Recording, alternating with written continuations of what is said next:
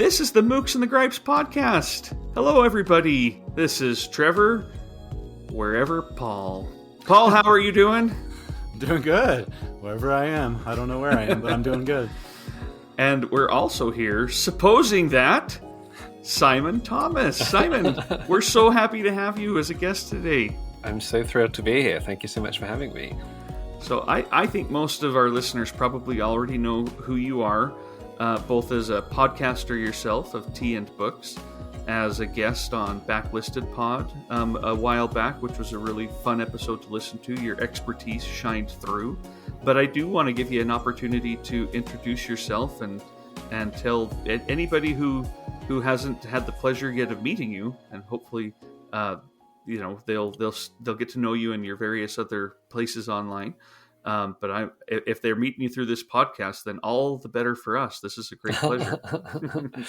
Well, thank you so much. Yeah, so I entered the book internet, I guess, with my blog, stuckinabook.com, that is still going. And then, yeah, as you say, Tea or Books with Rachel has been going since 2015 now, I think. So, and when people ask me to describe what sort of books I'm into, I usually say the sort of thing that housewives read in the 1930s.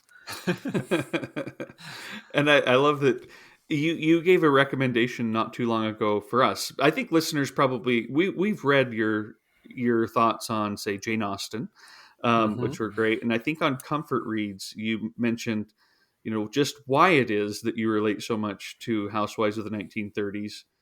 Maybe best left for another conversation. Or something like that. Me and my therapist. Yeah, I've never really established why it is, but I try not to delve too deeply into my own psyche. Well, but you've introduced me to so many of those that I have loved. So certainly, I'm grateful for that. Do you have, maybe for listeners, just to give them a taste, what are 2 or 3 that you would just pop off the top of your head, recommend as these are some of my kinds of books? Sure. Well, I always start with Miss Hargraves by Frank Baker, and if I hadn't shut him in the kitchen, my cat Hargreaves would be climbing on the table now. He's a boy, but he is named after her, which is a novel from 1940 about a man who invents this elderly lady to get out of an awkward conversation, and he makes up details like she always carries a hip bath everywhere and a harp, and she's got a cockatoo and a small dog, and he and his friend Henry, as a joke, write a letter inviting her to come and stay at the hotel that they've pretended she's staying at, and she turns up on the train exactly as they've created her. So it's sort of a Frankenstein story, I guess.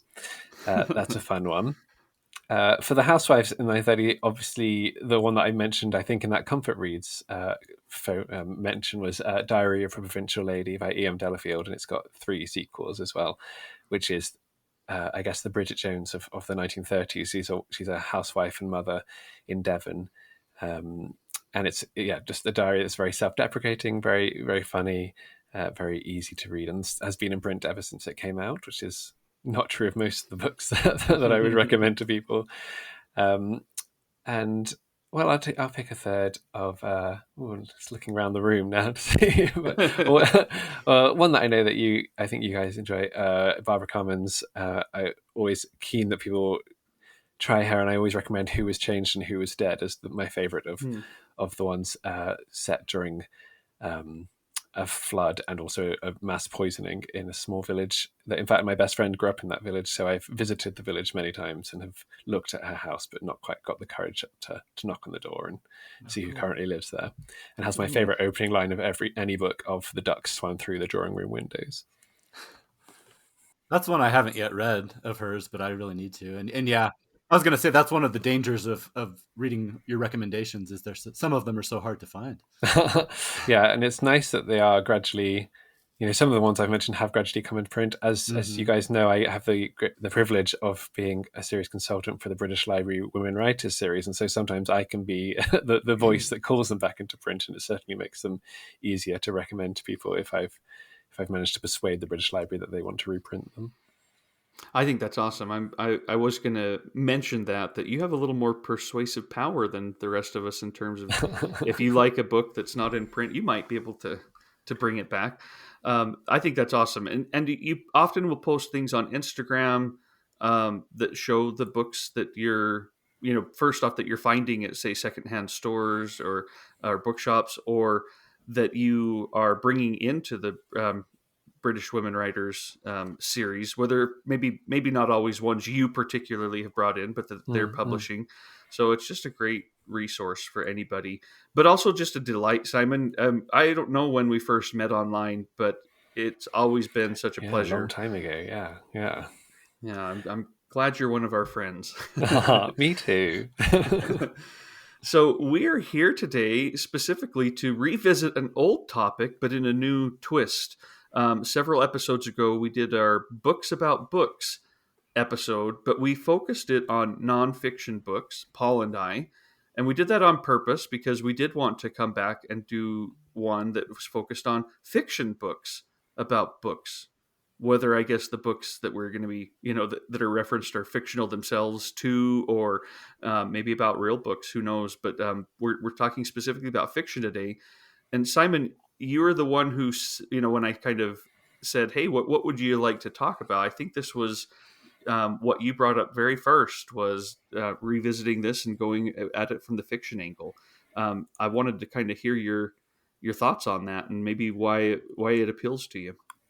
Yeah, absolutely. So I'd listened to your episode about non-fiction books about books, which is also a genre that I love. And I think in that one you mentioned that you were going to revisit with fiction. So I was just very, very keen to get there before somebody else did.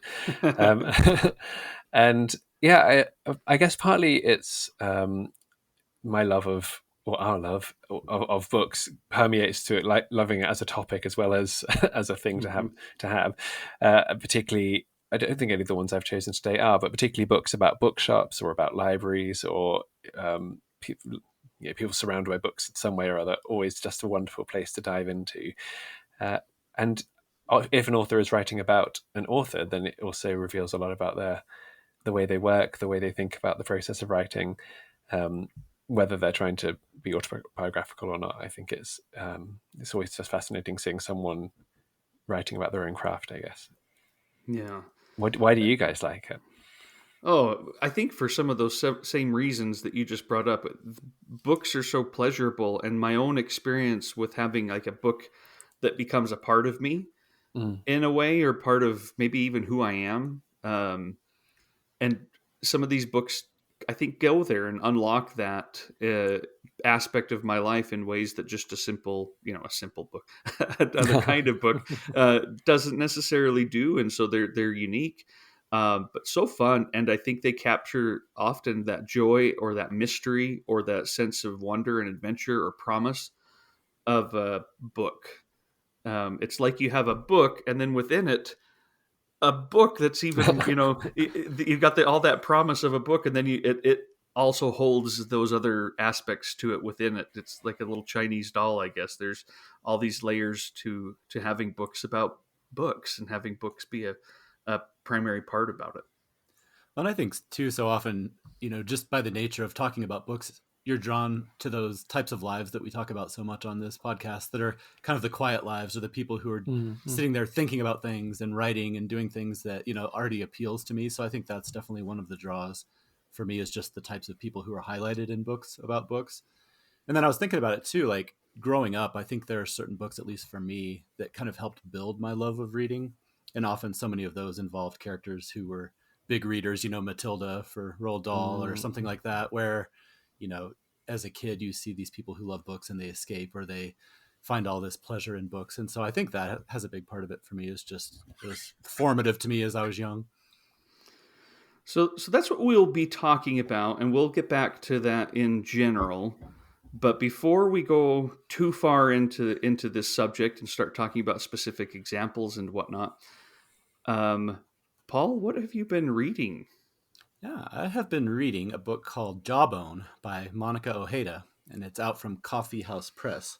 And I was going to get the translator, and I forgot. Translated by Sarah Booker. So you guys can see the cover. Actually, I think, didn't you say, Trevor, that you actually got a copy in the mail recently? Yeah. Yep. So it's I'm about halfway through. It's a really interesting book. I don't know if it's going to be for Simon. I'll just say that right off the bat. It tells the story of a group of girls who attend the Delta Bilingual Academy. And so there's two central characters named Fernand and Annalise. And this group of girls meets regularly, and they start to kind of join into these increasingly dangerous rituals that are kind of led by Annalise. She's kind of the ringleader of the group. And so they dare each other, or they start doing all these things. And but the interesting thing is it's one of those books that drops you right in. So it kicks off with Fernanda is held hostage in a deserted cabin, and she's bound to the floor. And they just kind of drop you straight in. Told you, Simon. It's grimacing here. Yes.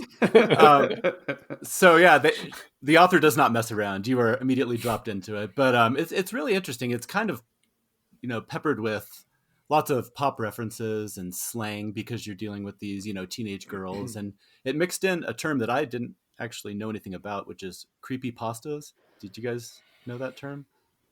I've seen it but I don't really understand it. Yeah, I guess it's kind of a catch-all term for any horror content that's posted on the internet. And the example I kept seeing come up was the Slender Man. Oh yeah. That whole deal. So anyway, it is kind of in that vein of this creepy, like, it's modern but has kind of that creepy internet horror feeling to it. So it's still early, but so far I'm very intrigued. I'll just read a real short passage here. This is her. Plug your ears, Simon. She's stuck in the cabin. It says, the light washed out the inside of the cabin. 2 cabinets, a table, a revolver, 2 chairs, a stove, and a stone countertop.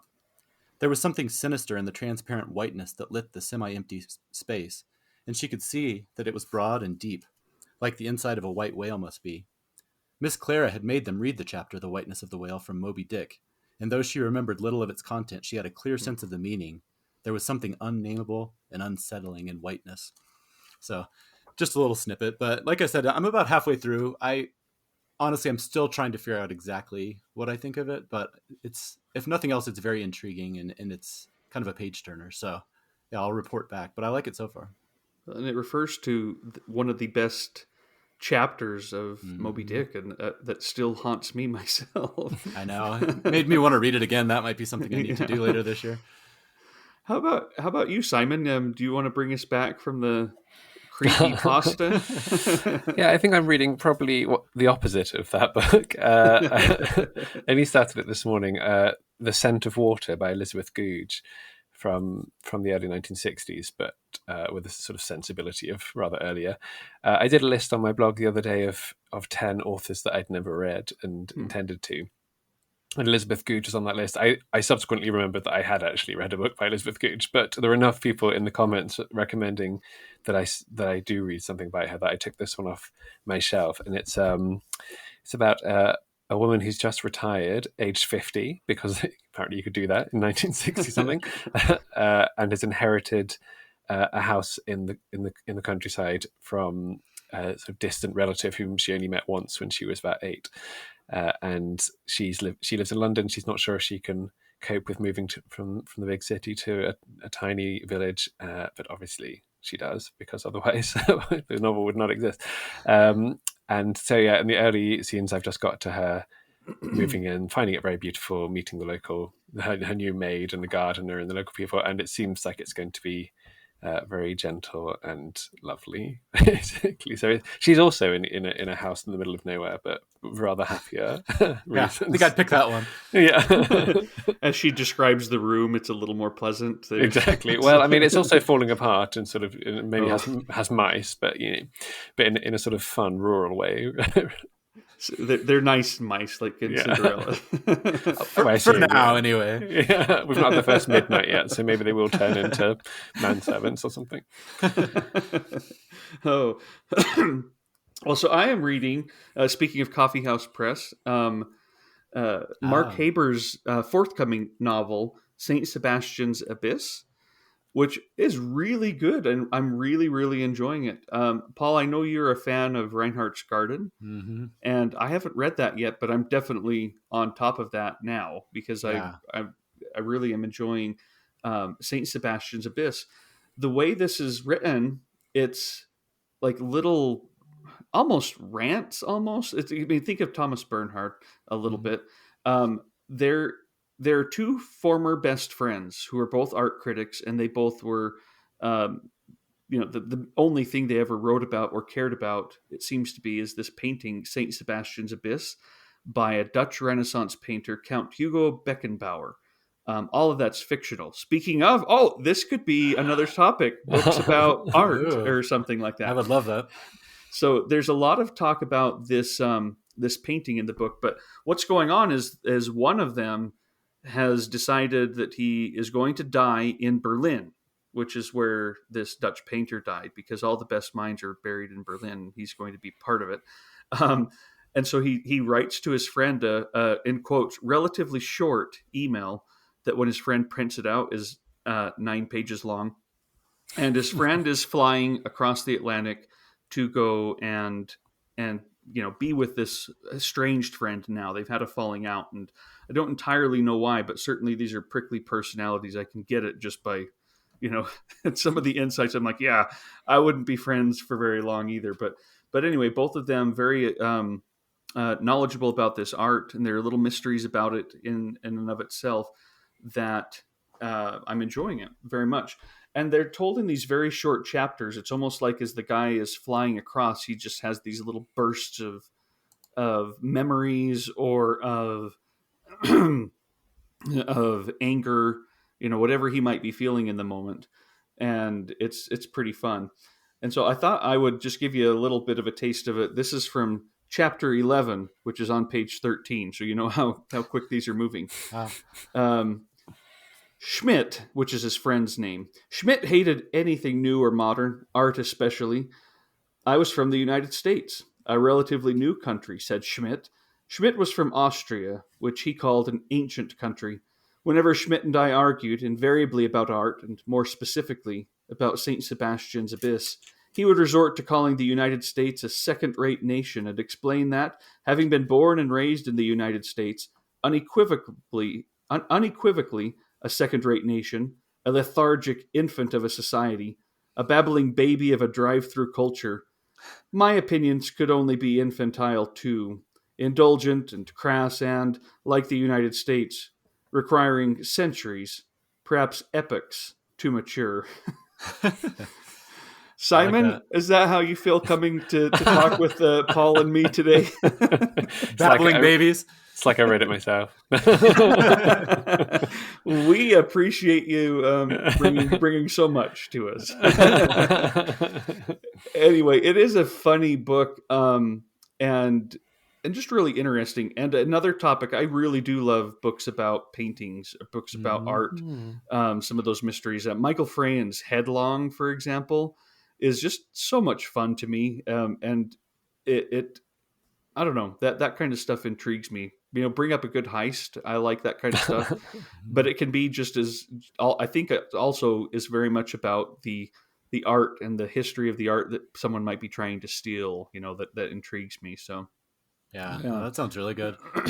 Mark, like you said, I'm a big fan of Reinhardt's Garden. So I actually have, through Brazos Books, there's a link. If anybody's interested, you can get a signed copy of his upcoming book, through that bookstore. So I would definitely suggest that as an option for people. But also, if you ever need any Spanish language recommendations, man, Mark, he has filled my bookshelves with so many good books. He's got really good taste. So, and this kind of feels like some of those great novels that I think he would recommend.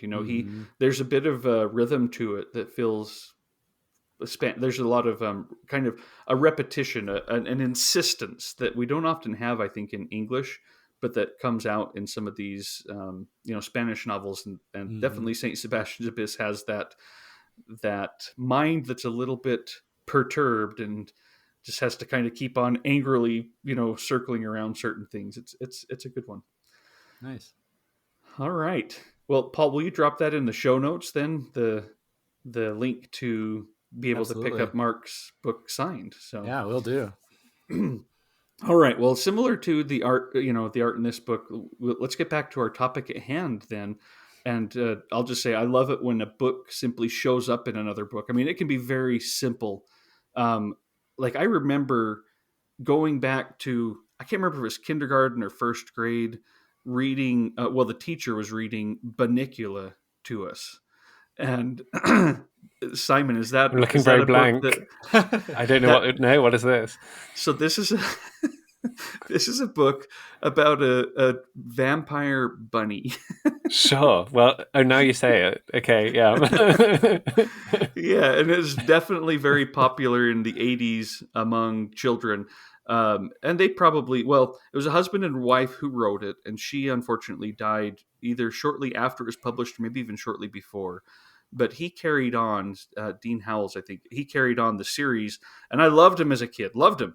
But they're fun, you know. It's about these children who have a bunny rabbit, and and their other pets. So you might like this just because you can imagine Hargraves and whatnot.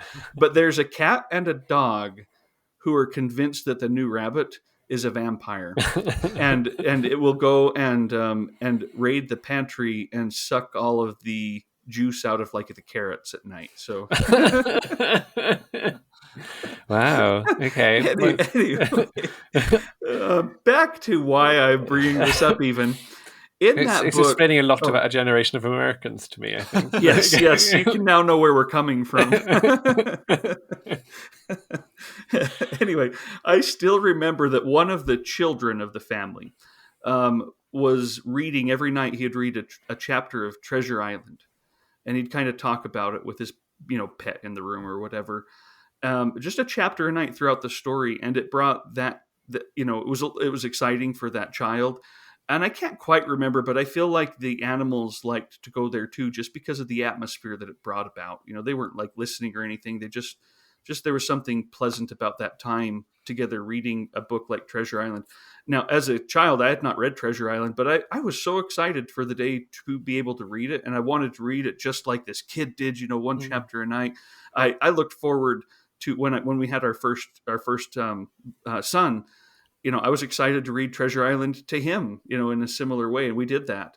And so there was something special about finding books in books even back then, and the fun of discovering something and it conveying that pleasure of reading, even in this very, brilliant, masterful book about a vampire bunny that needs to be bigger in the UK, apparently. That is what we're missing, I think. Yeah.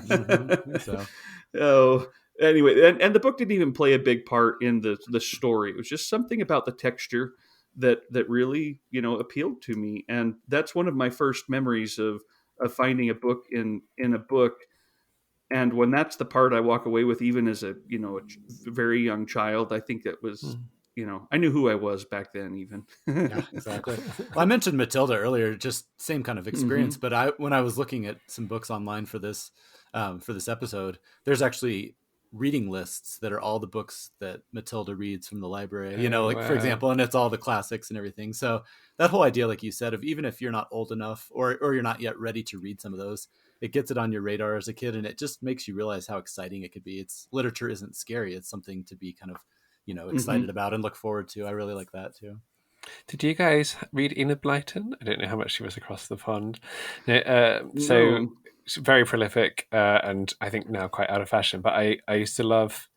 I basically read nothing but Enid Blyton for about 4 years in my childhood, and she had a series called the Famous Five series, 5 children going on adventures, and another series called the Secret Seven. You can see the trend going here. And I remember when I was about 9, my mind being completely blown that one of the children in the Secret Seven was reading a Famous Five book. And this is I guess, was my introduction to, postmodern intertextuality or something. But I was just thinking, it's just brilliant that she's managed, she's broken that fourth wall somehow. And that happens in Bunnicula too. It's a brilliant intertextual. Yeah, I think I read a PhD thesis on it. Yeah. Oh, sorry to interrupt you there, Simon. Oh no, I was just going to say I also loved Matilda, and I think most bookish children. I mean, I certainly didn't have a family like hers. My parents were also bookish people and encouraged reading, but it's still when you're more of a reader than any of your other friends and you want to spend time inside with books when they want to go outside, I think anyone like that sees a kindred spirit in Matilda. For sure. Yeah, it's almost like reading is rebellion a little bit, like, a little insight into like the banned books idea of, reading doesn't have to always be this safe, nerdy thing. It can also be like this, exciting adventure or like I said, an act of rebellion. I like that too. Well, so I think there are so many ways this can appeal to us. I mean, there is just the simple, kindred spirit. I say simple. I don't quite mean it like that. But there's the finding of a kindred spirit.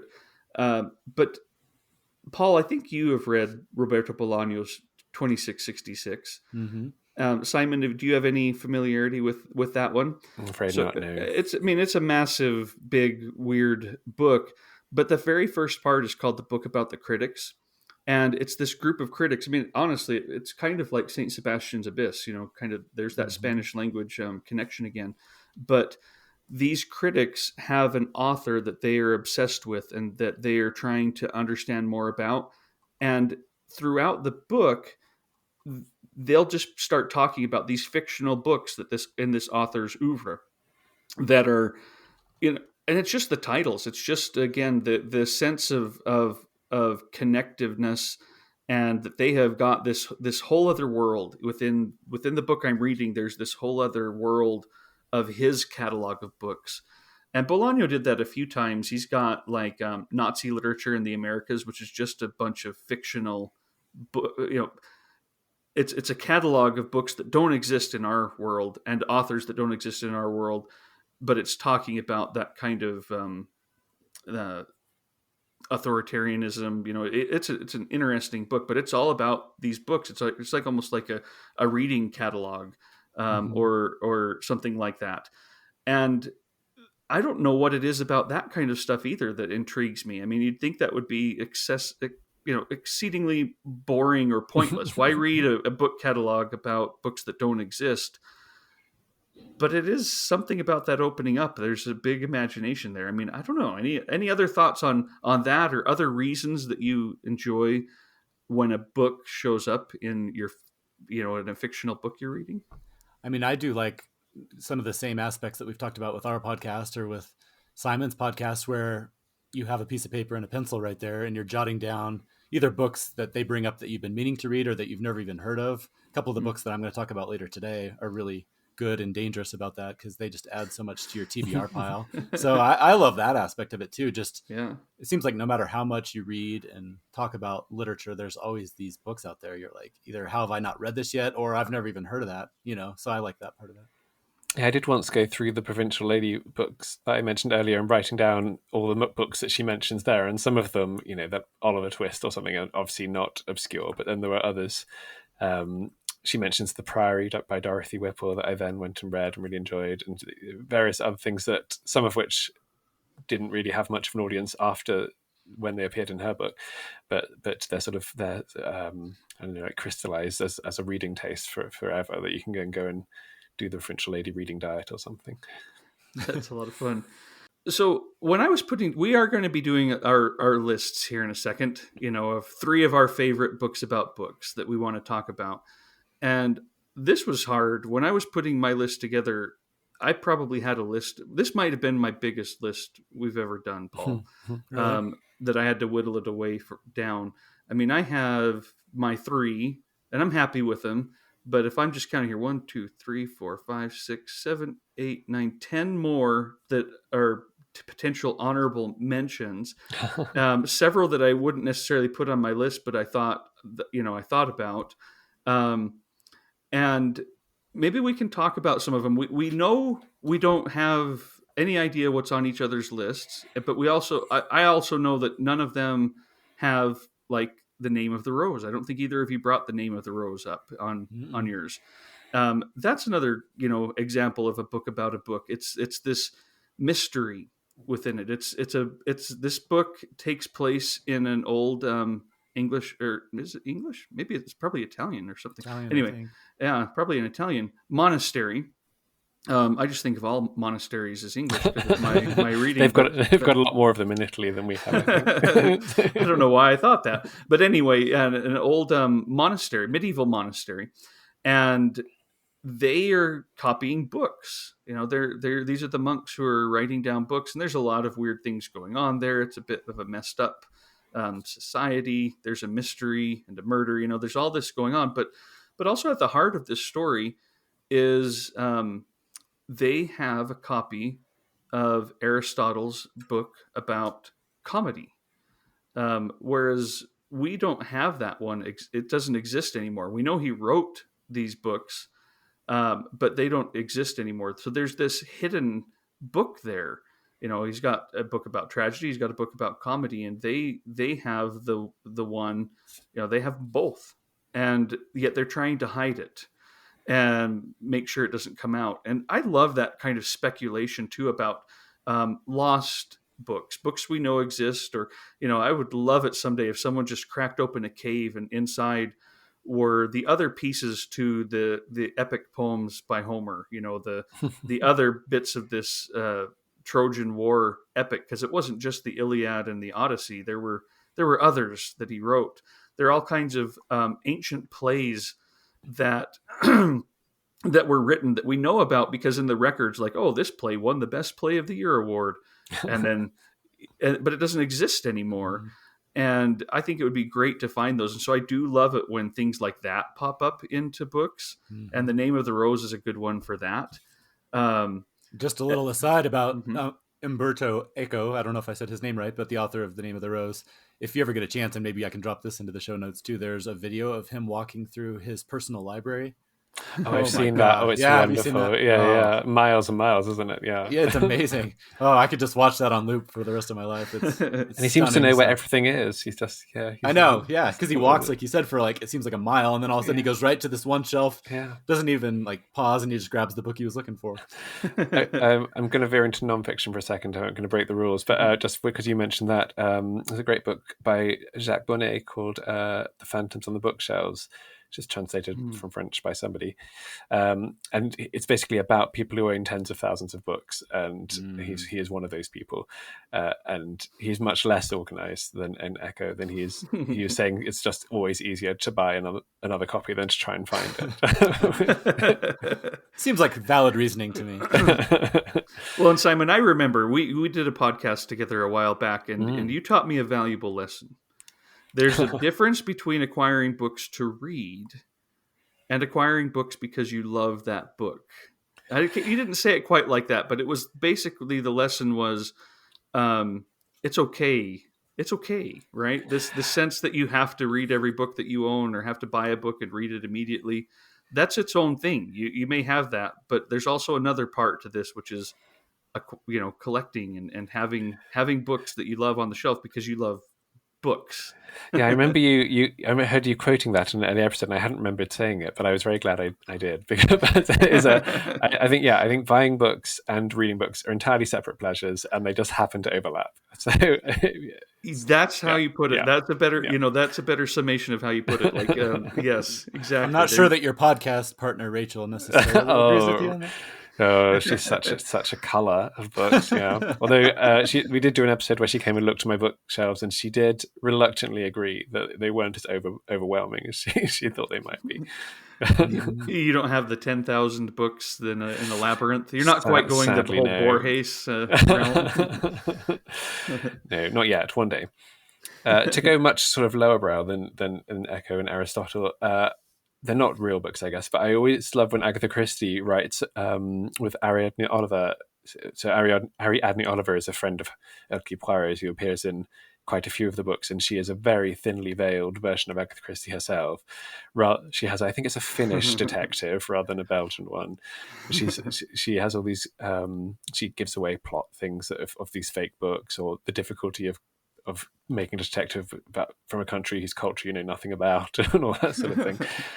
So yeah, I really enjoy it when authors sort of have a bit of fun at themselves, I guess, through the fake books and fake authors they include.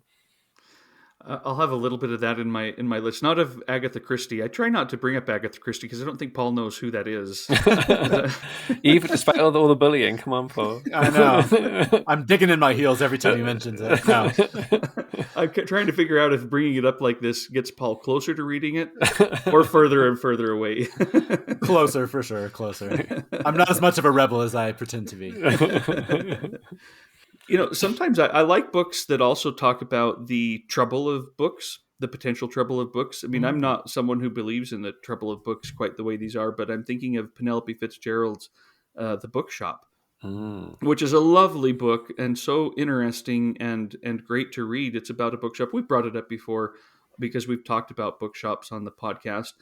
but an aspect of this is that when she tries to go and stock her shelves with Lolita and causes an uproar in the community, I think it's fun to have this fictional book that brings in that real issue of sometimes people don't want you reading what they don't want to read, right? And think it's their place to cause an uproar, and the trouble that books can bring about within a community, or within, that there is that transformative quality to a book, and some people don't want that to affect them, or the people that they love, or the people they live nearby, or the people they imagine are demons. There's Right. just and thinking of Penelope Fitzgerald's The Bookshop, that was definitely one that I could have brought up in my list, but I left it off as a mention here to kind of keep on going with different ways that books show up within fictional books. Yeah, it was very close to being on my list. It got bumped in the end, but and there are a few others which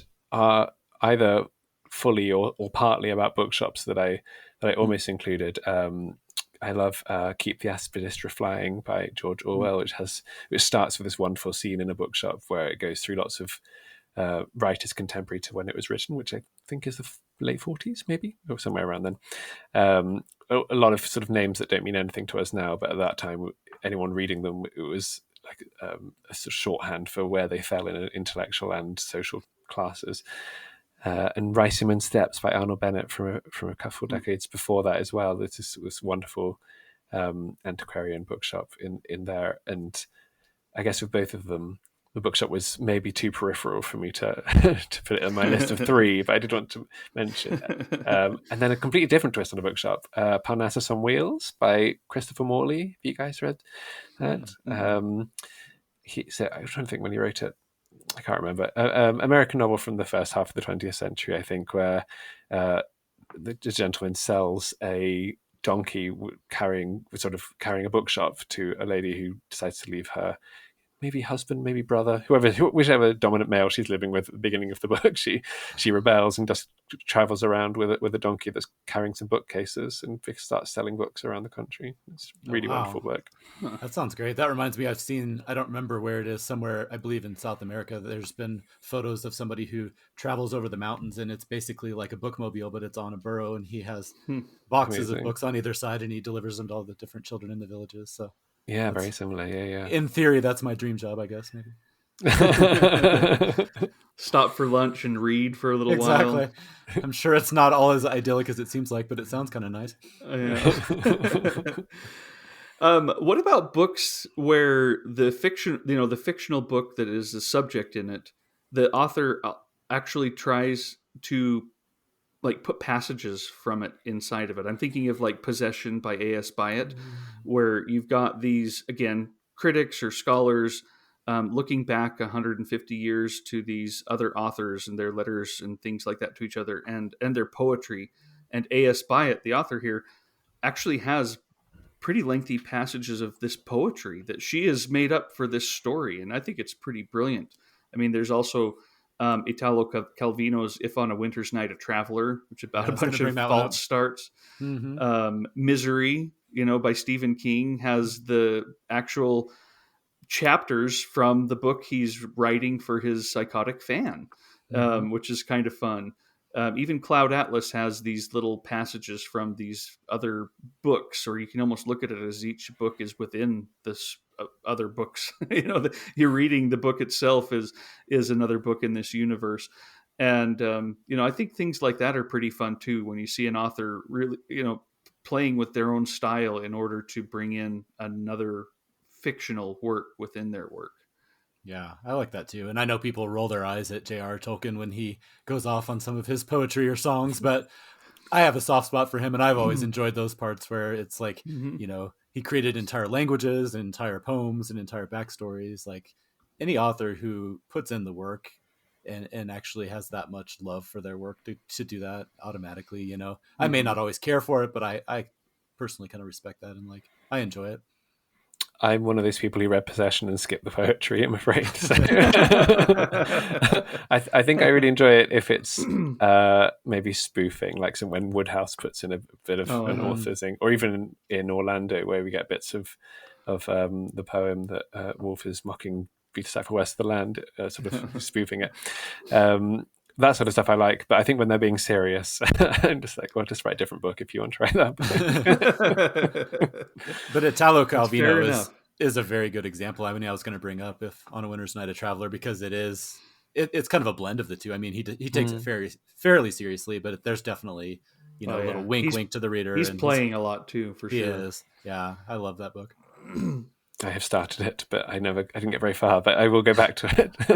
Well, you don't have to get very far before it switches to another book. Yeah, very quickly. I was not really. I think I was just very confused. So I thought, another day, I'll go back. No. With Calvino, you have to be in the mood, I think. Yeah. Yeah. Well, in every few chapters, I guess every chapter, you feel like you're starting it again. Which is part of the fun and the frustration of it. You're always disoriented. I never thought about that. That's probably my wife's nightmare book, because she hates starting books. Like, she'll usually, when she's getting near the end of another book, she will start another one like at the same time, so that she doesn't have to have that in between period where you're warming up. She just does not enjoy that. On the other hand, I really like it. I feel like looking at my bookshelves, I always get pretty excited to pick out the next one, but I'll have to warn her away from that one. Yeah, no nightmare. Well, should we start on our lists here and get to our 3 that we're going to recommend? And when we do this, Simon, we can start with you. Tell us a little bit about how you made your list. How did you whittle it down before you get into naming your first choice? Oh, great question. So in some ways, it was just the ones that came to mind first. I thought if they've come to mind first, it's probably for a good reason. As my list got longer, I thought I'd take out the Americans, because I thought you guys might have that covered. So I haven't actually taken them all out. There is one American left in. I in the end, I decided to go entirely with books featuring authors, some of them real, some of them not real. I thought I needed to limit it a bit myself to a narrower definition than we're going for in general, because otherwise, it would have just been too vast, and so many great examples that would have been too difficult. Yeah. Well, all right. Well, what have you got? What's your first one? Well, I thought, I won't tell you what it is straight away, but if I may, I'll just read the beginning and see if you can tell me which way. I think you may well know what it is, and if you don't know what it is, you'll know who it's about. So I'll just read the first few lines. She hurries from the house wearing a coat too heavy for the weather. It is 1941. Another war has begun. She has left a note for Leonard and another for Vanessa. She walks purposely toward the river, certain of what she'll do. But even now she is almost distracted by the sight of the downs, the church, and a scattering of sheep, incandescent, tinged with a faint hint of sulphur, grazing under a darkening sky. Yep, I think I'm on it. Paul? I think I am, yeah. Yeah. Either you're going to be brave enough to... Sure. I think I got it when she's got a coat too heavy. Yeah. Are you reading Michael Cunningham's The Hours? I am indeed, yes. My solitary American that I've allowed into my 3. And indeed, it's a great one to add. Yeah. I'm my only living author, in fact. So and a man, all things that I don't often read. But I actually saw the film first, back when it came out in 2002 or 3 or whenever it was, and I was I don't know, 16 or something, so I hadn't maybe a bit older, but I hadn't read any Virginia Woolf. I didn't really know anything about her, but I went to go and see the film, and that started my love affair with Virginia Woolf. And then eventually with the novel, I went and read Mrs. Dalloway and then read the novel. And I've been in a cycle of doing those 3 things ever since. So for anyone not familiar with it, the Hours is set in these 3 different time periods. One of them, Virginia Woolf is writing Mrs. Dalloway. One of them, in the 1940s, a woman called Laura is living a life very much like Mrs. Dalloway's. And in the 1990s, Clarissa... Sorry, I got that wrong. Laura's reading Mrs. Dalloway, and then in the 1990s, Clarissa is living a life like Mrs. Dalloway. So it's these 3 different stories of women dealing with the restrictions of their contemporary society. There's Virginia Woolf, obviously... is very mentally unwell in that period, but also dealing with having medical decisions made for her by her husband, by other men in her life. Laura's in this unhappy marriage. She's married her high school sweetheart and can't really escape from that sort of drudgery, but also feels really guilty about it. And then Clarissa, in some ways, lives this much more I guess, free life, but still dealing with some restrictions, and has this friend who represents the Septimus Harding.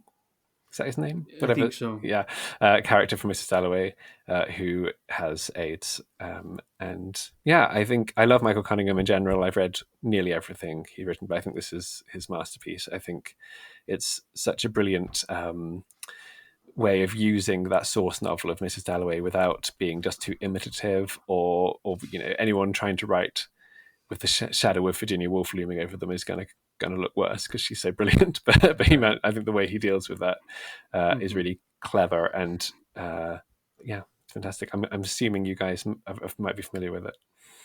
Yeah. That's for a great sure. choice. I'm surprised it didn't even pop into my mind for this list, but it is a book. I probably had a similar experience to you. I first saw the movie, read the book, and then realized I got to read everything, by Virginia Woolf, and I have been, going through that too, and yet this one didn't pop into mind, even though it should have. I'm glad you brought it up. Yeah, I was going to say the same thing. I couldn't believe that I didn't think of that one. I love that book, and I think, Simon, you and I might have talked about this. Have you read Specimen Days by Michael Cunningham? I have, yes. Yeah, and I know there's a section of that maybe was a bit troubling to you, where it jumps in the future, but I do like in that one he does some similar things with Walt Whitman. So books about books and books about authors, he definitely has had several where he does that. He's just such a good writer. I've listened to audio versions of his books too, and I will say, if anybody's ever interested, that's another great way to listen to them. So I definitely found this sort of really intriguing experience reading Specimen Days, partly because it has both historical and futuristic fiction, neither of which are my thing, but also because I'd never read any Walt Whitman and didn't really know anything about him. I guess he's more read in America than he is here. That's for sure. And he wasn't at all what I expected. So I guess I felt like I was being alienated by many different aspects of the novel, and it is my least favorite of his. But but he's still just The section set in the contemporary period I loved. It was the bits before and after that. Yeah. Right. All right. Well, Paul, what's your first one? My first one is Ask the Dust by John Fonte. So I don't know if you guys are familiar with this one. It was first published in 1939, and it's set in Los Angeles during the Great Depression era. It's part of a series of books known as the Bandini Quartet, and it's because they all feature this character, Arturo Bandini, who I guess is kind of the author's alter ego. That's the impression I get. He's the young Italian-American who is moved from Colorado, and he's moved over to Los Angeles, and has dreams of being a writer. So it kind of captures a lot of that, Simon, you mentioned that some of yours were about authors specifically. That's definitely what this one is. And it's the hope and the striving and the struggle of a young author, a starving artist. So, he moves to LA. He's living in this kind of nasty apartment, and there's a lot of scenes of him just sitting there, like with his typewriter, in this not very nice place, and there's noises going on outside. And it just does a really nice job of capturing the American West during this period, I think, LA, but also, like I said, kind of that, it's a little bit romanticized, I suppose, but not really, because it's not pleasant. But that idea of somebody striving for their art, and in spite of all the obstacles, they continue to try. But it's definitely not an optimistic novel. It's pretty grim. But yeah, a lot of people have described it as like, the greatest novel ever written about Los Angeles and things like that. So, I don't know about all that, but it's really good. And the one thing I'll say, a little bit of a caveat, is he's often mentioned, John Fonte, as kind of a predecessor of the Beats. And I am not a fan of the Beats in general. Like, that's just not a style that really appeals to me. And there's little elements of this, kind of a little bit of that macho, like, energy and things like that, might rub people the wrong way in this book. But I think in spite of that, it's really worth reading. So I just thought I would quickly read a couple of short excerpts just to give you an idea of the language. So it says, "A day and another day and the day before, and the library with the big boys in the shelves, old Dreiser, old Mencken, all the boys down there, and I went to see them. Hiya, Dreiser, hiya, Mencken, hiya. There's a place for me, too, and it begins with B, in the B shelf, Arturo Bandini. Make way for Arturo Bandini, his slot for his book. And I sat at the table and just looked at the place where my book would be, right there, close to Arnold Bennett. Not much Arnold Bennett, but I'd be there to sort of bolster up the bees. Old Arturo Bandini, one of the boys, until some girl came along, some scent of perfume through the fiction room, some click of high heels to break up the monotony of my fame. So, it's kind of that. I don't know. Not everybody might like that style. And I don't think I would say I love it in general for a lot of the beat poet books, but in this particular instance, it really worked for me. And I like that energy and kind of that, you're dreaming and you're striving. That's where my book will go someday when it's written. I kind of like that part of it. Then there's just one more real quick part that I'll read that gets more into the whole idea of like the reality of trying to write. So he says, but the landlady, the white-haired landlady, kept writing those notes. She was from Bridgeport, Connecticut. Her husband had died and she was all alone in the world and she didn't trust anybody. She couldn't afford to. She told me so, and she told me I'd have to pay. It was mounting like the national debt. I'd have to pay or leave, every cent of it. 5 weeks overdue, $20. And if I didn't, she'd hold my trunks. Only I didn't have any trunks. I only had a suitcase, and it was cardboard without even a strap, because the strap was around my belly holding up my pants. And that wasn't much of a job, because there wasn't much left of my pants. I just got a letter from my agent, I told her. My agent in New York. He says I sold another one. He doesn't say where, but he says he's got one sold. So don't worry, Mrs. Hargraves. Oh, there's Hargraves. Don't you fret. I'll have it in a day or so. But she couldn't believe a liar like me. It wasn't really a lie. It was a wish, not a lie. And maybe it wasn't even a wish. Maybe it was a fact. And the only way to find out was watch the mailman. Watch him closely. Check his mail as he laid it on the desk in the lobby. Ask him point blank if he had anything for Bandini. But I didn't have to ask after 6 months at the hotel. He saw me coming and always nodded yes or no before I asked. No 3 million times. Yes, once. So, I don't know. Like I said, it's kind of the youth and the desperation, but also that continuing passion in spite of everything that you keep trying. So, yeah, I don't know. Have either one really of you guys? Yeah, it's good. Yeah, I've never heard of it. No. I've read Wait Until Spring Bandini. Mm-hmm. That's which I believe is the first one, and then I think Ask it the is. Dust is the next. And I know I have Ask the Dust. I think I bought them both at the same time. And while I liked Wait Until Spring Bandini, I never quite got back to the series. And the thing that's just frustrating is that Wait Until Spring Bandini is a certain size of book. Mm. And Ask the Dust is a different size of book. And I'm like, this is okay on a bookshelf unless they're from the same author, same series, same publisher. What are you guys doing? So that just annoyed me. And so that's what I struggle with Trollope. We've talked about with Trollope how I'd like to start gathering all of his books, but they're all from like different publishers, different time periods, different sizes. We got to get that together. I'm intrigued about the title. What are we asking the dust? Where does it come from? Yeah, I actually, let's see.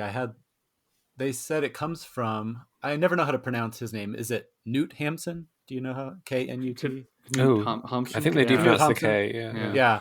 So it says, Ask the Dust contains thematic similarities to Knut Hamsun's 1890 novel Hunger.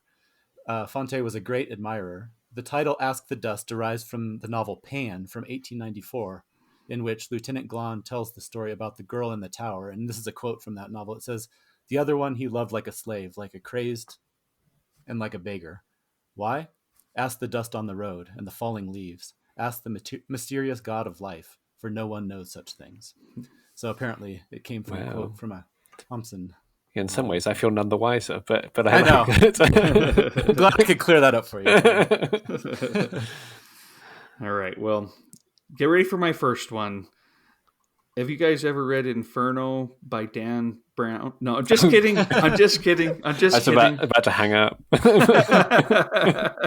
I couldn't even stick with that long enough to see your genuine reaction, what it might be if I went far enough that you were like, he is serious. He is serious. No, I admit I did read Inferno by Dan Brown, but I did not even compared to some of the other Dan Brown novels, I thought it was terrible and didn't even use the Inferno in fun ways. So no, just kidding.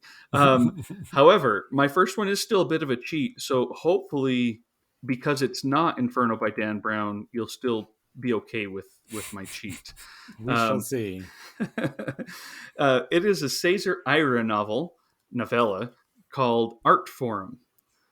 And the reason it's a cheat is that Art Forum, while it is a thick book, it's a magazine. It's a magazine that's been going, in subscription or out in circulation for decades now. but they are thick magazines, not like a little staple bound. I mean, they're 200, 300 pages sometimes. So I thought, no, this counts. This counts, right? It's a book about his obsession with getting art for him, particularly in the mail when it's supposed to come, and how, his life revolves around acquiring these books. Like, he'll go to used booksellers and he will look for their new copies of art for him, because he doesn't have them all. And he also doesn't really want to get a subscription, because it's fun to find it. It's fun to find it out in the wild and acquire it that way, but also recognizes if he only had a subscription, he'd be okay. Well, he eventually does get a subscription. It's so fun because he waits for the mailman to come. Paul, every time you're waiting for like an NYRB subscription book to arrive, I think of Art Forum. That's funny. He says, so every time he rang my bell or stopped me in the street to give me an envelope, because I walk around the neighborhood almost as much as he does, my heart would beat wildly, and I would believe that the moment had arrived, and because it didn't arrive, that moment was all moments. I continued to receive all kinds of correspondence, and it occurred to me that there was a genius trickster who was transforming the envelope I wanted to receive into another one that contained a bill or an advertisement for a pizzeria. And then this is also the funny part, is that when it comes, it's not necessarily all it promised to be. Like everything you've waited for a long time, when it becomes real, it loses a large part of its reality. Had been shedding reality in strips along the tortuous path of desire. But it's a cycle, because he's always waiting for the next one to arrive. And here's another part. Again, Paul, this is you, going out to the mailbox to look for Mrs. Palfrey back in winter. All right. The chapter title is called Melancholy. Art Forum hasn't arrived yet. A state of deep melancholy has taken hold of me. I see the world through a gray veil. Not even the best of jokes can exact a smile from me. I could die right now and I wouldn't notice the difference. Or maybe I would. It might seem like nothing. After all, nothing horrible has happened to me. But I don't need to compare my problems with those of so many people who have really serious ones. There is, however, always a lack of proportion when it comes to the human soul. Moreover, melancholy as an effect is neither great nor small, important nor insignificant, serious nor frivolous. It's more like nothingness. It's not so much that it doesn't have any attributes as that it dilutes all of them in an impenetrable fog. And I just love that this is all about waiting for a book that when it gets there, he'll be excited because he's finally acquired it, but then he'll go put it on his shelf. Mm-hmm. But he talks about finding it and being able to sit down and read it too. Again, I know it's a slight cheat, but Art Forum, like I say, is a real thing out there. And I thought this just really captures so much of that excitement about a new book coming, whether it's coming in the mail or whether you're waiting for it to be published by your favorite author. And that, sometimes it does live up to the moment. But oftentimes I've had this happen so much where the book finally arrives that I've been so excited about, and I might read it 2 years later. Right, yeah. So anyway, I love Ira in general. And this was one of my favorite of his books. And again, always will have a soft place in my heart, because these are the conversations I think you must be having with yourself, Paul. Again, when you're waiting for those books to arrive and you're posting fun things on Twitter about, it not be, the empty mailbox like Charlie Brown or something like that. Right. Walking back down with your head hanging down. Yeah. The walk back is always much longer than the walk to the mailbox. That's why you need to have the British just keep the hole in your front door. You don't have to go anywhere. It comes right. And that's such an interesting sensation of, it's never going to arrive, is it? Right? When you see people like on Twitter, with all the, whether it's been pandemic related or how there's been mail delays in the US and I don't know, international, but people that are just like, it should have been here by now. It should have been here by now. And it's funny. It's definitely a universal feeling. But then, like you said, some of the books that I've, charged down to the mailbox for, they're sitting there on my TBR pile. And I'm sure I'll get to them eventually. I've had, I won't name the publisher or the book because I don't want to upset them, but I ordered a book directly from an independent publisher a while ago and have been having emails back and forth to them over the past 4 months whilst I wait for it to arrive. But it has now come, so I need to. I feel like I've exhausted so much energy on it already that actually picking it up to read it might tip me over the edge. Well, I guess, but this is the part, right? Acquiring the book, there's the different joy of buying and getting the book versus sitting down and reading it. So maybe it's always there now. Like whenever you get the wild hair and you want to do it. Yeah. All right, Simon, we can go back to you for your next one. Great, yeah. So I've gone for a book I know has been republished by NYRB, as well as my copy, which is Farrago, which is Angel by Elizabeth Taylor. Mm-hmm. I know you guys like Elizabeth Taylor, so it's quite different from all her other novels. But it's also often the one that people start with, and I think for a long time was the most famous one. That may no longer be the case. Angel is the name of the main character, Angel Deverell, who is maybe loosely based on Mary Corelli or authors like that, sort of potboiler people from the late Victorian, early Edwardian period who are phenomenally successful and extremely disparaged. And Angel is one of those people. She loves writing. She's extremely self-confident. She writes trash, but it does incredibly well. She's very popular both amongst those people who read her without any irony and with the upper classes who love to mock it and swap it with each other and read out passages they think are the worst written. She becomes very wealthy off the back of this. I think what makes it such an interesting novel is the commitment Taylor has to making Angel a despicable person, and she's just completely devoid of empathy for anybody else, completely devoid of any sense of self-criticism or belief that she might not be brilliant. And she gets everything she wants, I guess, but then discovers maybe she didn't want it exactly like that. As far as I can recall, there aren't actually significant passages quoted from her successful books. I could be wrong about that. But I thought I'd just read this, which is where the publishers who eventually do decide to publish her first novel, one of them spoofs the book. So Gilbert and Brace had been divided, as their readers' reports had been. Willie Brace had worn his guts thin with laughing, he said. The Lady Urania was his favourite party piece, and he mocked at his partner's defence of it in his own version of Angel's language. Kindly raise your coruscating beard from those iridescent pages of shimmering tosh and permit your mordant thoughts to dwell for one mordant moment on us perishing in the coruscating workhouse, which is where we shall without a doubt find ourselves among the so-called denizens of defraught penury. Ask yourself, nay, go so far as to inquire of yourself, how do we stand by such brilliant balderdash and live, nay, not only live, but exist too? You overdo these nays, said Theo Galbraith. She does not. There's a nay on every page. My wife counted them. She took the even pages, I the odd. We were to pay a shilling to the other for each of our pages where there wasn't one, and not a piece of silver changed hands from first to last. So yeah, Taylor's having great fun at people like Mary Corelli. I've never read any Mary Corelli, so I don't know how accurate it is. But your mention of Dan Brown does chime that such things have not faded away. Right. Yeah. I'm so glad you picked that one. I can't believe I didn't think of that one. That's the first Elizabeth Taylor I read, and I love that. That book has a very soft spot in my heart too. So well done, so funny, but also what a fascinating character. Like you said, I like how she doesn't try to make her especially appealing, and yet I don't know, you're drawn to her in weird ways too. I don't know. Yeah. I feel like at the end you want good things for her, even if she has not many redeeming qualities. Right.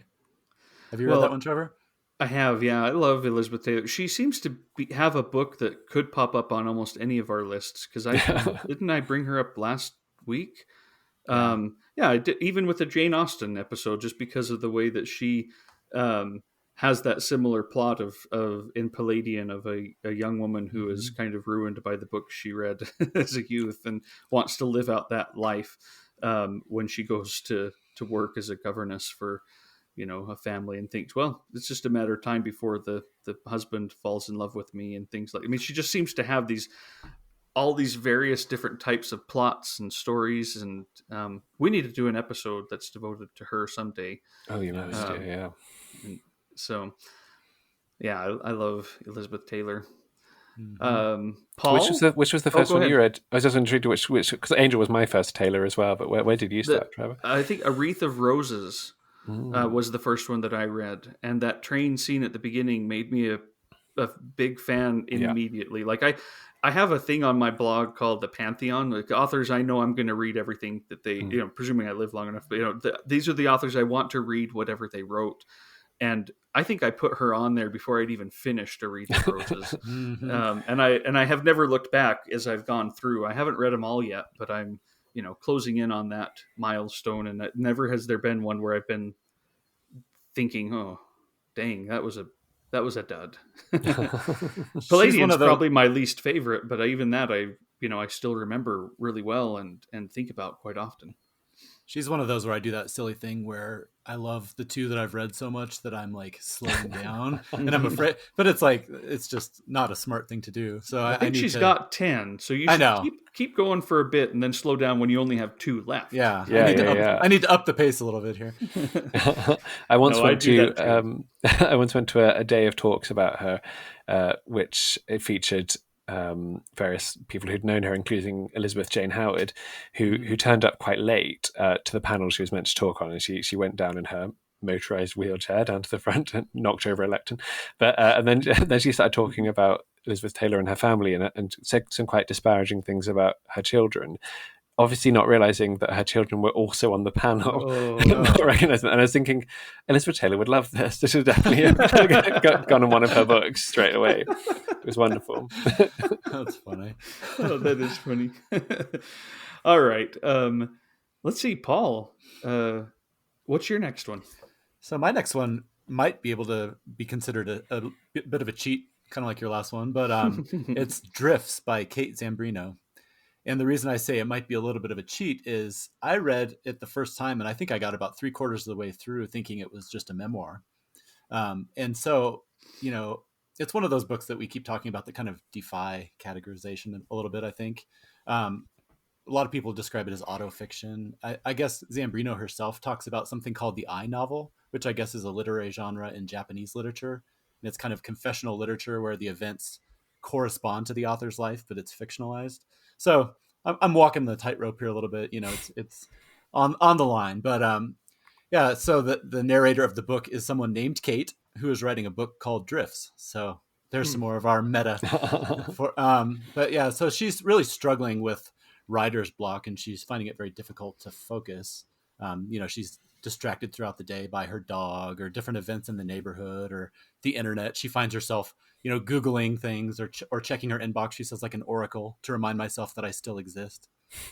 And then so there's that aspect of it, but then she really sprinkles in, it's very fragmentary. There's lots of diary entries and biographical sketches of other authors, lots of digressions, and she even has photos kind of scattered in. It's kind of like Zabald, where there'll be like photos stuck into the text. So yeah, one of the things I like so much about it is just cram full of references to other books and authors. She talks a lot about Rilke and some of his own struggles while he was writing his one novel, and she'll kind of draw parallels between her experience right now and his. But yeah, I was trying to jot down just some of the books and authors that came up, and I won't read all of them because it would take half the episode. But Bolaño, Sontag, Elizabeth Hardwick, Kafka, Thomas Mann, Clarice Lispector, Zabald, Valser. It goes on and on. She even talks about Caesar Ira. So I was thinking between the Valser and the Ira, Trevor, if you haven't read this one, I think you would love it. I need to do it. Yeah. Yeah. So it's definitely a book for book lovers. It's one of those, like I was referencing earlier, where you want to have a pen and paper handy to just be jotting down all these books. And I really do like, I don't know, it's very fragmentary and there's not a lot of narrative flow. I mean, overall there is, but it drops in and out a lot. So I think some readers might find it frustrating, but I find myself really enjoying these types of books lately.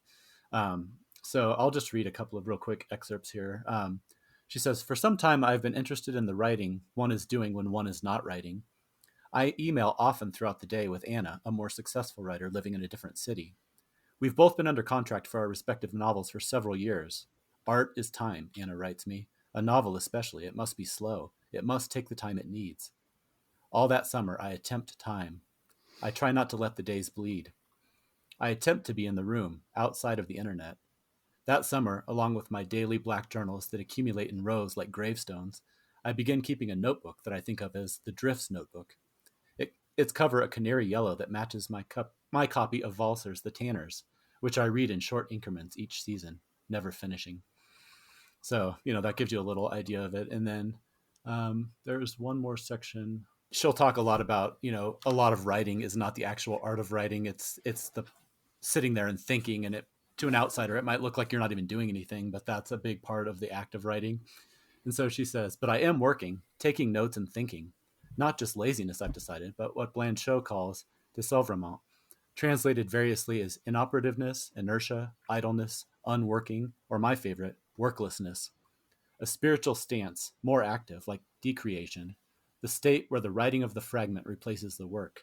Kafka filling up notebook after notebook on his lap. Filling up notebook after notebook at night, sitting in the living room, blanket on his lap, having to cover his cage of canaries until they quiet, everyone else in the family asleep. In his notebook, he complains about the factory, Felice, his family, and later, about how much time the publishing of his first book takes away from his potential literary powers. So, I don't know, just stuff like that. I really like it. It is about writing and about books, but it's also about, the act of creation, the messiness of creation, sometimes the frustration. And then what's interesting is about 2/3 through the novel, the narrator becomes pregnant. And so it becomes more about her body, the changes she's going through, but it's obviously a different act of creation that comes with lots of its own troubles and aches and pains and excitements and things like that. So yeah, I don't know. I really love this book. I know quite a few of our friends on Twitter and elsewhere have loved Zambrino's work, and I think that's how I first heard about it. So I may be preaching to the choir here, but for anybody who hasn't read this one, I would highly recommend it. I remember you bringing that up when you were reading it before, sometime last year. Yeah, and actually I was planning on just going off of that, but then as I started dipping in and out over the last week, I just read it again. So it's, like I said, it's so fragmentary that it doesn't really feel like hard work. It's just, you can dip in and out, and it lends itself to that type of reading, even though the topics themselves are pretty heavy. Well, I'm going to keep the meta theme going here for a little bit. This was unintentional. This really was the next book I was going to bring up. It's Philip Roth's Zuckerman Unbound. So the Zuckerman character in Roth's work, there are 10 books that Roth wrote about Zuckerman, or had Zuckerman as a character. Sometimes Zuckerman is actually narrating someone else's story. He's like the author in there, but Zuckerman's kind of a Roth stand-in to an extent. I mean, Roth uses him to fictionalize some of his own autobiography and explore some of those things in that meta way. And in this book, this is the second book in the series after The Ghostwriter, which I love. It's probably my favorite of Roth's works, period, where Zuckerman is still a young writer, just learning. He goes to visit one of his idols, one of the authors that he loves, and it's just weird. I mean, he thinks that Anne Frank is the author's, someone who lives there with the author. It's so interesting and weird. That's the Ghostwriter. In Zuckerman Unbound, this Zuckerman has now become a successful writer, and he's written a very famous book that everybody knows him by, and he is both heroic to some and also despised by many others. And the book is called Karnofsky. Playing with the Karn there is part of the word, because it's a stand-in for Roth's own Portnoy's Complaint, which is his famous book about his coming of age, or at least this Jewish boy's coming of age that is so, raunchy and literary in all that way. Well, this is Zuckerman's Portnoy's Complaint. This is Karnofsky. And so it's a fictional book, but as you're reading it, it's just this weird world of books and of fiction and of this author trying to deal with the others who are now coming to him for money, or, people who, because he wrote their story, think that they're really close to him. When they just pass him on the street, they accost him and, want to become his friend as surely as he is, big in their mind. They think they must be big in his. But it's also about someone who's growing up with books and here's a spot. He's moving his books, his library, to somewhere else. He says carrying his books from one life into the next was nothing new to Zuckerman. He had left his family for Chicago in 1949, carrying in his suitcase the annotated works of Thomas Wolfe and Roget's Thesaurus. Again, this is very much a Roth, stand-in. 4 years later, age 20, he left Chicago with 5 cartons of classics, bought secondhand out of his spending money, to be stored in his parents' attic while he served 2 years in the Army. In 1960, when he was divorced from Betsy, there were 30 cartons to be packed from the shelves, no longer his. In 1965, when he was divorced from Virginia, there were just under 60 to cart away. In 1969, he left Bank Street with 81 boxes of books. Sounds familiar. So not only just the idea of Karnofsky being the book that's within this book, that this book is all about. This is still a literary person. Not someone I would be a friend with. I've always, realized that Roth's works fascinate me, but I'm pretty sure Roth would despise me, and I don't think that I would have very fond regards to him if we had to hang out or have dinner together at any time. But I still find it pretty fascinating and interesting.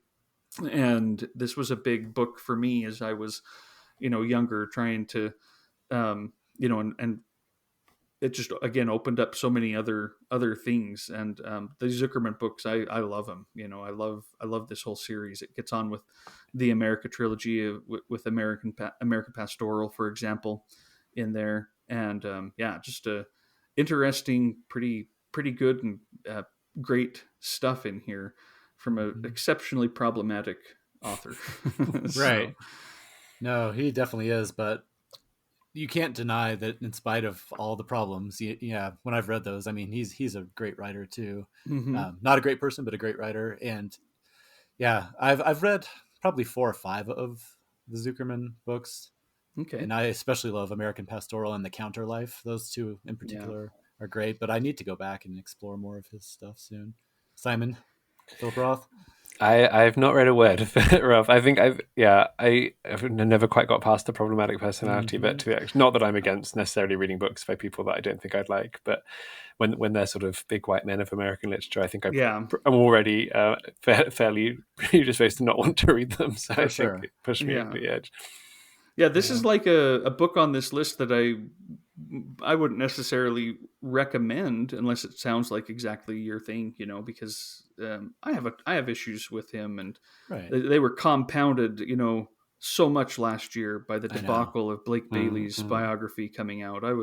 Paul and I were talking about that. I was so excited to read that. Blake Bailey had been someone I'd known on Twitter for a good decade, and we'd kind of gone back and forth with things. I was excited when he was chosen to write the biography, and just, oh man, that I still feel just sickened by what happened, not to him, but because of him. Mm-hmm. So at any rate, let's move on to something maybe more pleasant. Didn't expect it to go that direction, but cool. So I would be remiss in my attempts to promote the British Library Women Writers series if I didn't pick a book that was in it for one of my books. So I've chosen Keeping Up Appearances by Rose Mccauley, which was published in 1920s. She's probably best remembered now for The Towers of Trebizond, which is her final novel, or The World My Wilderness, which was around the same time, I think in the 50s. But in the 20s, she wrote lots of, I think maybe 9 books throughout the 1920s, and these comic novels that often deal with different vagaries of society at the time. And Keeping Up Appearances is about Daphne and Daisy, who move around in the same circles, but one of them is a bit older and from a lower class background than the other one. And it's very hard to talk about this novel without giving too much away, so I won't say too much about what happens. But it's about class, it's about pretenses, I guess, and keeping up appearances. But Daisy is also a writer under a pseudonym. That is Miss Marjorie Wynne, and she writes books that they're not quite Angel Deverell level, but they are not thought well of, or indeed they're not even acknowledged as existing by the highbrow community in which she moves around with Daphne. they're sort of beneath their notice. So a lot of it is about how the same people can be seen very differently from different perspectives. So there's a quote saying, "Mother's a clever girl, earning her living by writing for the London papers, writing such bright, clever pieces that people always like to read. One of those vulgar little journalists who write popular feminine chit-chat in that kind of paper that caters for mob taste." So she's also a journalist. And those are the two views that people have of her. And she looks at her own books and she says, she's written a novel called Summer's Over. And she's looking at it almost as an outsider. They were not ill-written. They even had a certain poignancy and surely a kind of grace, less of style than of sentiment and characterization. And here and there, so Daisy thought, there was humour. This Marjorie Wynne, she was not surely on the lowest levels. There were, thought Daisy, many novelists below her. And this is the interwar period and sort of different echelons of literary taste and the different hierarchies of writers is something that I found fascinating for a long time. It's what I wrote quite a lot of my DPhil on. And there was just this thing, particularly at the time, where if you read certain authors, you automatically began to belong to a certain class or to a certain intellectual class.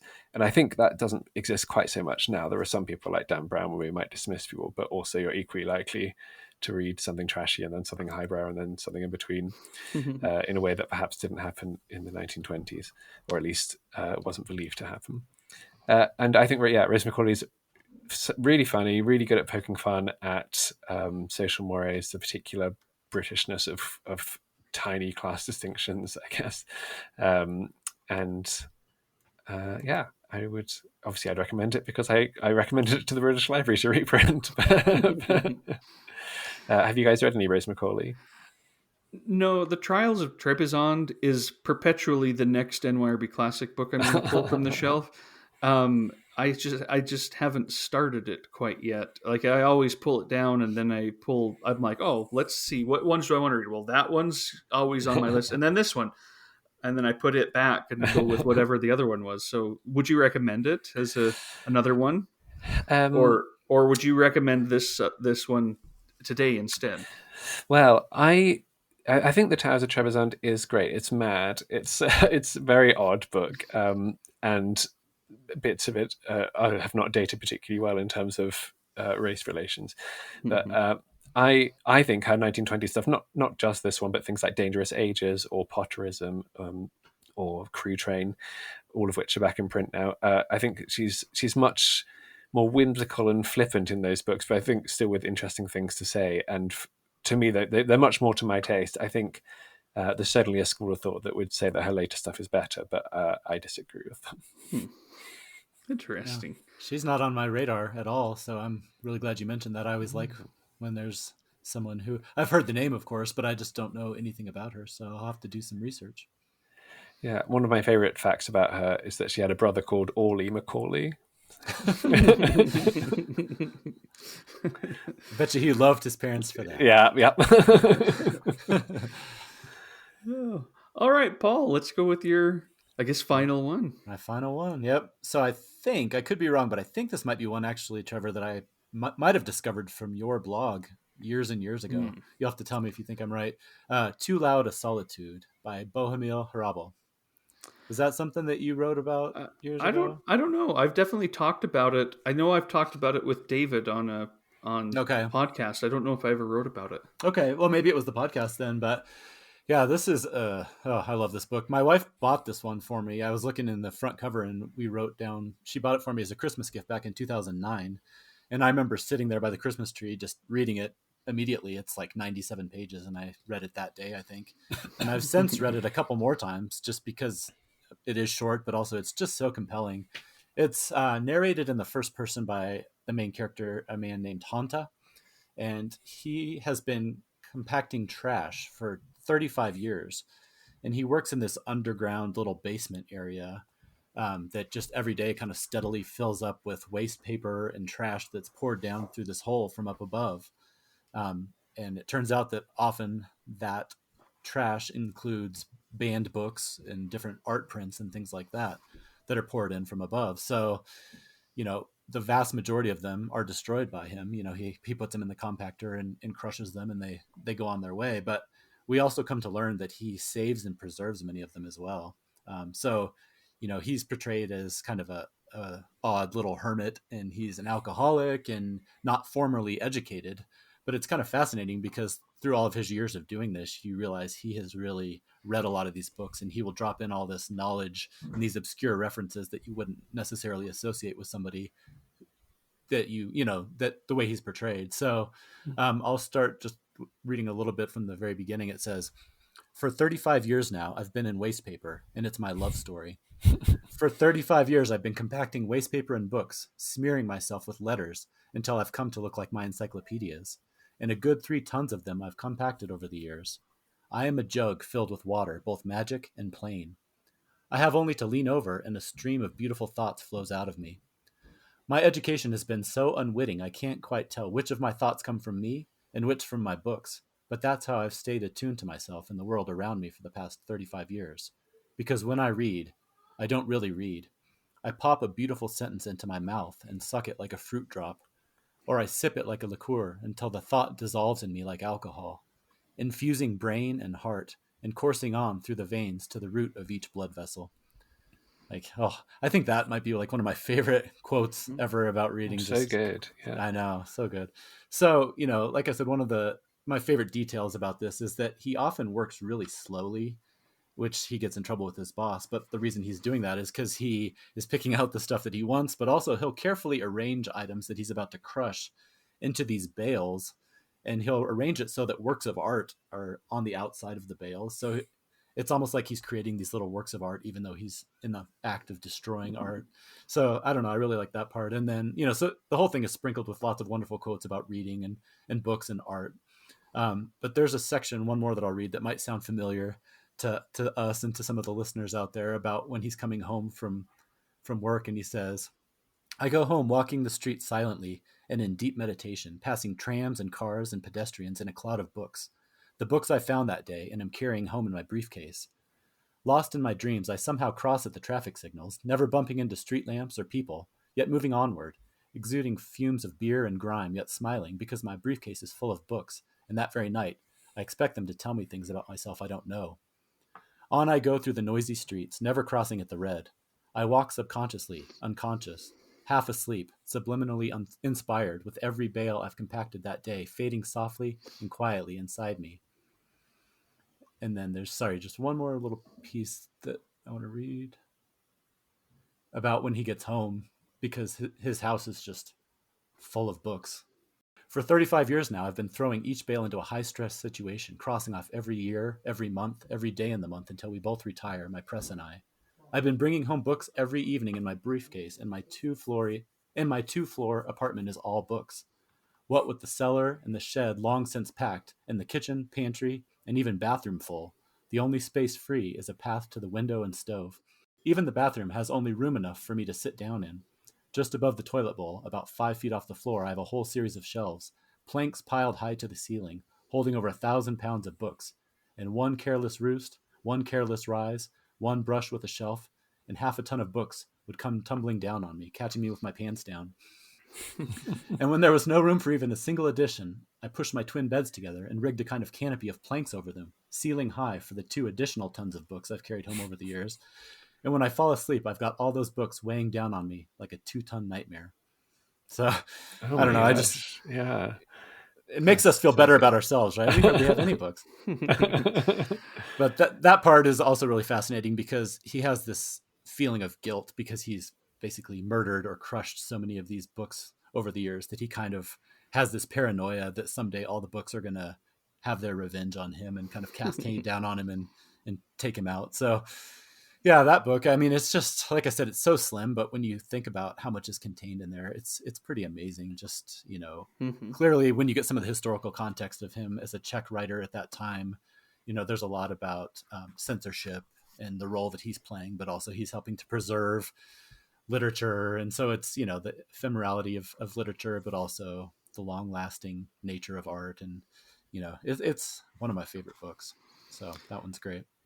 Well, and is this the Harcourt edition? Mm-hmm. The thing that I like about it that just seemed to fit is that down here there's a little illustration on the cover of a man putting a book into a book. So way to go, Paul. Way to stick to it today. Thank you. Oh, all right. Well, I will wrap us up here with one that I love. This was definitely my favorite on my list. It is Edwin Mulhouse, The Life and Death of an American Writer, 1943 to 1954, by Jeffrey Cartwright, by Stephen Milhouser. It is a complicated title. So this is Stephen Milhouser's book, but the title of the book is Edwin Mulhouse, The Life and Death of an American Writer, 1943 to 1954, by Jeffrey Cartwright. So Edwin Mulhouse is a fictional character. Jeffrey Cartwright, the author of this biography of someone who clearly from the title was 11 years old when he died and was an American writer, is fictional. And the person who's writing the book we're reading is also another character in it who has come across this biography and is intrigued about what he has found, because Edwin Mulhouse is portrayed in this biography that's also by a child. Jeffrey Cartwright is a child. He's one of Edwin Mulhouse's contemporaries. He's like Boswell. He is going around and writing about this great artist's works. And this biography is talking about Edwin Mulhouse's brilliant novel, Cartoons, which we don't get a whole lot about. But we are reading Jeffrey Cartwright's biography, and it is absolutely brilliant. The writing is not a kid's writing, clearly, but you got to give Stephen Milhouser the disbelief, the suspension of disbelief here. It is a fascinating book, and it is fascinatingly fun, while also being really dark. Our author, who stumbled upon this biography, is intrigued by Jeffrey Cartwright, as Jeffrey Cartwright is intrigued by Edwin Mulhouse, and there's something dark that was going on in that relationship. Jeffrey Cartwright's biography is laudatory of Edwin Mulhouse while also predatory, and it's just a fascinating, weird book by one of my favorite authors, Stephen Milhouser. Unfortunately, my blog where I posted my review and put the quotes I was going to read from it, it appears to be down. So I'm not going to read anything from it. But just imagine this very well written, florid prose of this Jeffrey Cartwright as he writes about his friend Edwin Mulhouse and how brilliant this kid, the genius American writer. But I didn't know very much about this book going into it. I'd read other Milhouser books, and people had said, "Oh, this is his best." And man, I tend to agree. It is fascinating and weird and fun. And I think Milhouser is just a genius. So, yeah.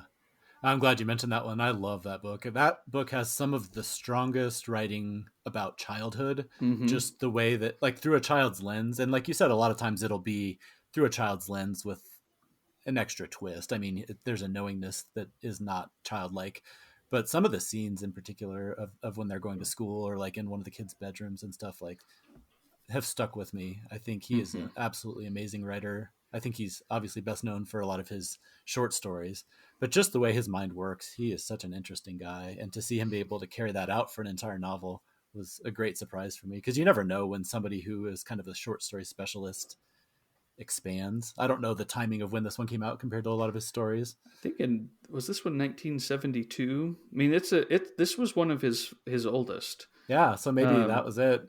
Yeah, maybe it did come out before a lot of his short stories. But anyway, just the way his mind works, the way he delves into imagination and magic and all these different things. He's a great writer. I love that book. Yeah, this is his first work. It's 1972. Oh, wow.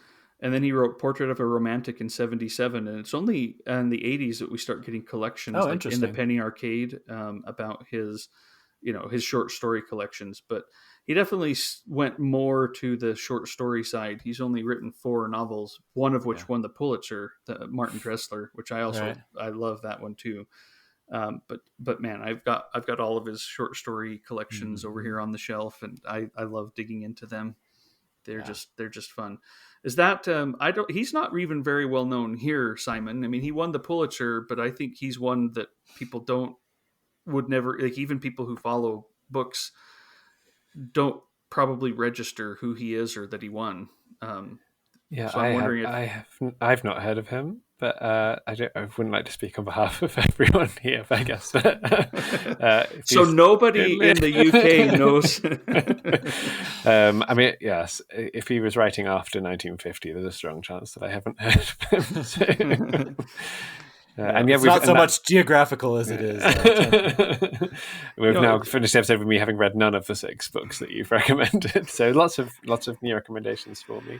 Well, and this one just strikes me as it's his 50th anniversary, 1972. Mm-hmm. So there we go. Wow, I can't believe that was his first book. That's stunning. Like, what a way to come out. Yeah, what a risky way. Yeah, because it's so weird, but it is quite a beautiful book. All right, well, Paul and Simon, that was a lot of fun. I love talking, about books in general, but there's an added pleasure, I guess, when we're talking about books that are about books, compounding the joy in that. And Paul, always a pleasure. Simon, always a pleasure as well. And I'm just delighted that you said yes when we asked if you'd like to join us. Thank you so much. Oh, thank you so much for having me. I've really enjoyed it. Hope you'll come back sometime. Anytime. We've got that Elizabeth Taylor thing in the back of our mind. Yeah, I'll be back for that and the Philip Roth episode. Obviously, you should. Yes. Yeah.